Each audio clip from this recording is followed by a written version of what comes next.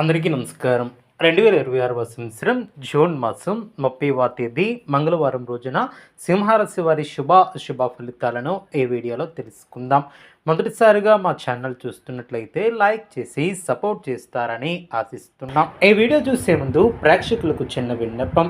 శ్రీ సమ్మక్క సారక్క అమ్మవారి ఆశీస్సులతో జ్యోతిష్యం చెప్పబడిన విద్య, ఉద్యోగ, వ్యాపార సమస్యలు, ప్రేమించిన వారు దూరం కావటం వంటి సమస్యలు, స్త్రీ పురుష వశీకరణం చేయబడిన ఇంటి సమస్యలు కానీ, శారీరకంగా కానీ, మానసికంగా కానీ ఎటువంటి సమస్యలు ఉన్నా సరే పూజారి గారు ప్రత్యేక పూజలు చేసి మీ యొక్క సమస్యలను పరిష్కరించేదన్న నమ్మకంతో ఒక్కసారి ఫోన్ చేయండి. మీకు శాశ్వత పరిష్కారం చేయబడిన ఈ యొక్క రాశి వ్యక్తులకు రేపటి రోజు సాధారణంగా కనిపించిన లోపల ఒక పెద్ద మార్పు ప్రారంభమయ్యే సమయం ఇది.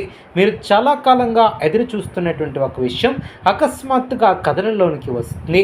ఈరోజు మీ యొక్క మాట, మీ యొక్క నిర్ణయం, మీ యొక్క ఓర్పు ఇవే మీ యొక్క భవిష్యత్తును మార్చే ఆయుధాలుగా మారబోతున్నాయి.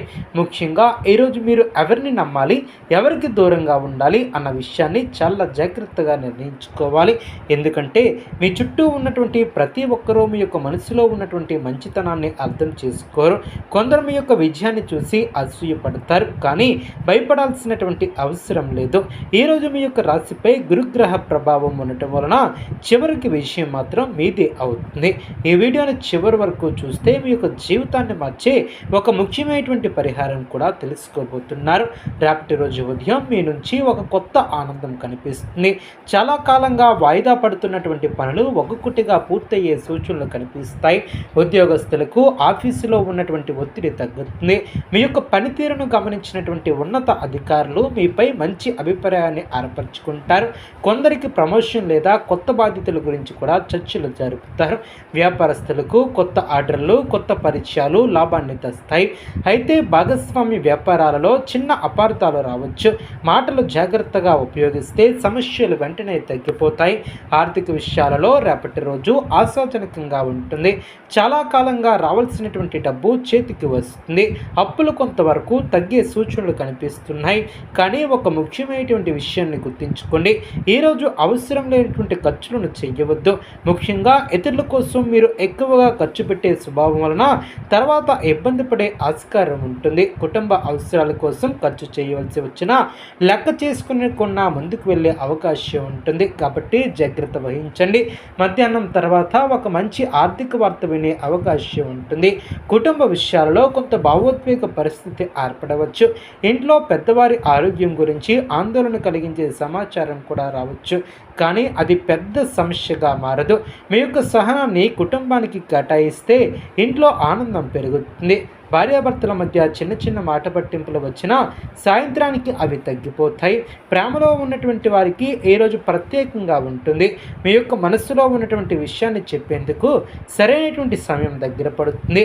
కొందరికి ప్రేమ వివాహం గురించి ఇంట్లో చర్చలు కూడా ప్రారంభమయ్యే అవకాశం ఉంటుంది. విద్యార్థులకు ఈరోజు చాలా ముఖ్యమైనది. చదువుపై దృష్టి పెడితే మంచి ఫలితాలు కనిపిస్తాయి. పోటీ పరీక్షలకు సిద్ధమవుతున్నటువంటి వారు ఒక మంచి వార్తను వినే అవకాశం ఉంటుంది. విదేశీ విద్య కోసం ప్రయత్నిస్తున్నటువంటి వారికి అవకాశాలు మెరుగుపడతాయి. అయితే మొబైల్, సోషల్ మీడియా వలన సమయాన్ని వృధా అయ్యే అవకాశం ఉంటుంది. కాబట్టి ఏకాగ్రతను కోల్పోకుండా ముందుకు సాగండి. ఆరోగ్య విషయంలో ఈ యొక్క రాశి వారికి రేపు ప్రత్యేకమైనటువంటి జాగ్రత్తలను తీసుకుంటారు. ముఖ్యంగా తలనొప్పి, ఒత్తిడి, నిద్రలేమి వంటి సమస్యలు కూడా బాధించవచ్చు. శరీరానికి విశ్రాంతి చాలా అవసరం. ఎక్కువగా ఆలోచించడాన్ని తగ్గించాలి.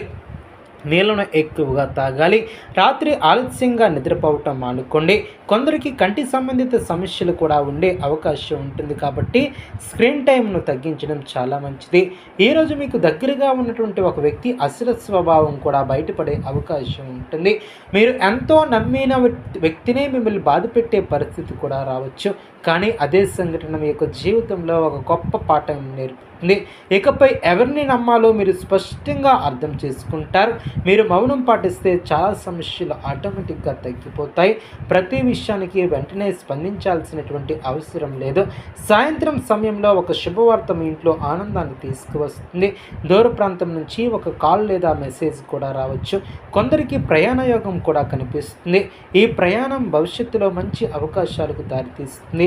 వాహనం నడిపేటప్పుడు మాత్రం జాగ్రత్త అవసరం. తొందరపాటు నిర్ణయాలను తీసుకోవద్దు.